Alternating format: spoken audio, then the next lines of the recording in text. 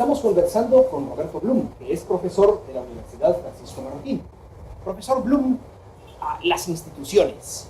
¿Las instituciones se hacen, nacen? ¿Cómo se forman las instituciones? Bueno, básicamente las instituciones son, se puede decir, tienen tres elementos.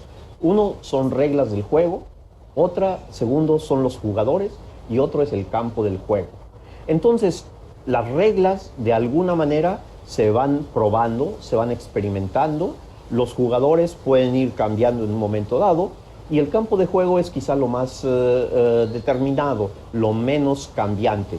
Entonces, básicamente lo que estamos hablando aquí en Honduras, en Roatán, es la idea de ciudades libres, porque la idea de las ciudades libres es, vamos a tratar de crear instituciones competitivas para ver cuáles son las que mejor funcionan.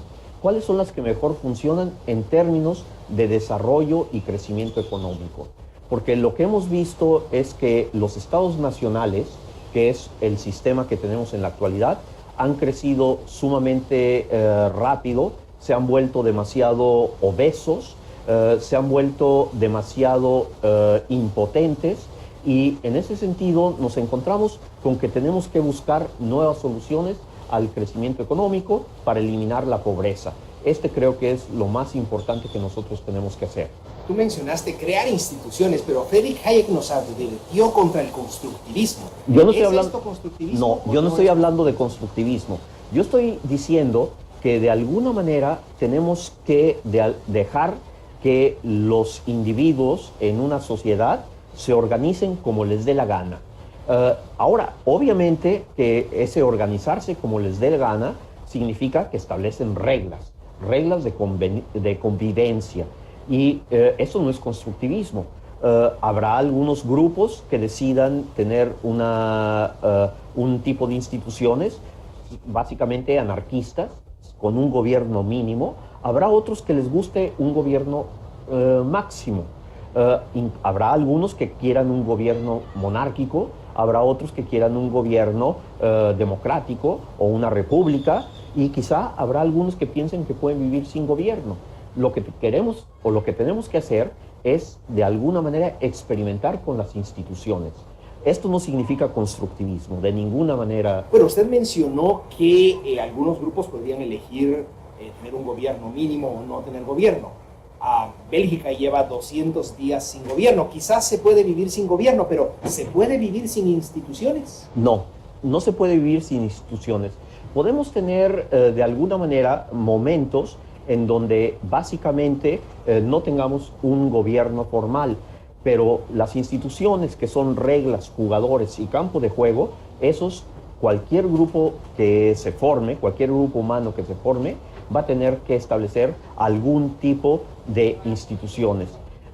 A lo que voy es, el gobierno tal como lo conocemos, por ejemplo en Bélgica o en Inglaterra, un gobierno parlamentario, puede en un momento dado estar sumamente limitado, pero sin embargo, por ejemplo, existe la administración. En Bélgica, aun cuando no haya gobierno, existe algún tipo de administración. Es decir, alguien tiene que proveer, por ejemplo, con la policía, los juzgados tienen que seguir existiendo.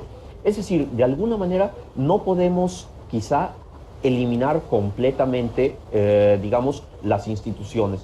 Podemos disminuirlas, podemos hacerlas menos gravosas, menos duras, hacerlas más flexibles, hacerlas más responsivas ante los deseos de los ciudadanos, de los individuos, pero realmente la única forma de que no tuviéramos instituciones es que cada uno de nosotros estuviéramos viviendo en una palmera, aislados unos de otros. ¿Y en una ciudad libre es más posible tener ese control sobre las instituciones o aprovechar mejor las instituciones? Claro, es que, por ejemplo, pensemos en las ciudades libres.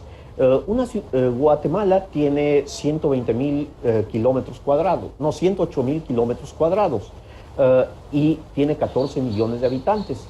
Al final de cuentas, 14 millones de habitantes es muy difícil que se pongan de acuerdo en cómo quieren jugar. Entonces, si nosotros tuviéramos ciudades de 100,000, 200,000, 500,000 habitantes, es mucho más fácil que se pongan de acuerdo en cómo quieren jugar.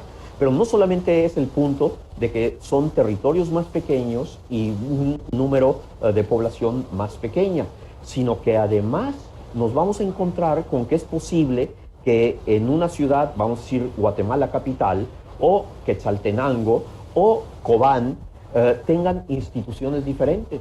Y entonces vamos a ver cuáles son más eficientes o cuáles son menos eficientes, cuáles son más eficaces para lograr lo que se busca: eliminar la pobreza, generar riqueza, generar bienestar. Y entonces nos vamos a encontrar con que aquellas instituciones, aquellas ciudades que han establecido, que han logrado establecer instituciones más adecuadas, van a ser las que van a ser copiadas por el resto. Es decir, tenemos la idea no es solamente de que sean ciudades pequeñas, con territorios pequeños, y que por lo tanto permitan una mayor participación política, sino que básicamente lo que queremos es que haya competencia entre los distintos tipos de institución. Y entonces a mí no me asombraría que en algunas ciudades hubiera grupos que quisieran tener una monarquía. A lo mejor la monarquía funciona. No sé si mejor que la democracia o mejor que la república. Pero o mejor, funcionaría mejor entre aquellos que quieren una monarquía. entre aquellos que quieren una monarquía. Y si en un momento dado esa monarquía les disgusta, ellos tendrán la oportunidad de moverse, de votar con los pies e irse a una democracia, a una república o a un sistema semianárquico. Es decir, esto es la ventaja: flexibilidad, mayor participación política y competencia entre distintos tipos institucionales. Así es como funcionó en la Edad Media, así es como funcionó, por ejemplo, en los pueblos del oeste norteamericano. Básicamente, cada uno tenía sus propias reglas y había algunos que progresaban y algunos que simplemente desaparecían porque las instituciones que se habían establecido no eran las adecuadas. Mencionó el oeste y la Edad Media, que son periodos que la gente comúnmente identifica con altos niveles de violencia y de desorden. Pero no es correcto eso. Esos periodos eran periodos donde básicamente se estaban experimentando instituciones. Por ejemplo, en el oeste uno ve la idea de que hay un sheriff y que básicamente el sheriff trae una pistola y llegan ahí los bandidos y el sheriff es el que tiene que poner la ley y el orden. Pero lo que nos encontramos es que las reglas eran muy sencillas: no robar, no matar, respetar los derechos de los otros. Y si alguien violaba eso, entonces se le castigaba, a veces violentamente, a veces el sheriff sacaba la pistola y lo dejaba tirado en la calle. Pero al final de cuentas lo que teníamos es que eran sistemas legales, sistemas normativos sumamente sencillos y que en un momento dado permitieron que más y más y más colonos fueran llegando al oeste y fueran estableciendo distintos tipos de instituciones. Y así nos encontramos que Texas es un sistema, es un estado en los Estados Unidos en donde las instituciones son de un tipo muy diferente a las de California, por ejemplo. California, en alguna forma, han logrado o han querido tener instituciones en donde el gobierno es sumamente intrusivo, mientras que en Texas básicamente es un estado libertario, un estado donde básicamente la gente puede hacer lo que quiera. Y así nos encontramos en Nueva York, siempre que no viole derechos ajenos, la vida, la libertad y la propiedad. Pero entonces nos encontramos que los Estados Unidos es en cierta forma 50 estados diferentes, con leyes diferentes, con normas diferentes. Ahora, si nosotros pudiéramos todavía reducir más eso y entonces hacer que en lugar de que hubiera 50 estados como en los Estados Unidos, hubiera 500 o 5000 ciudades, cada una con sus propias normas, tendríamos realmente, yo creo, una explosión de crecimiento y de desarrollo como no se ha visto en el mundo. Singapur, Hong Kong, Shanghái, son ciudades libres que básicamente están compitiendo unas con otras a ver quién atrae más inversión, quién atrae mejor capital humano. Y esto lo podemos hacer aquí en Centroamérica. Honduras es el momento, en Honduras, debido a las circunstancias que vivió recientemente el año pasado, antepasado, con el llamado golpe de Estado, llega a tener una situación ideal para comenzar a crear nuevas instituciones. Y yo creo que este es un ejemplo sumamente importante para todo Centroamérica.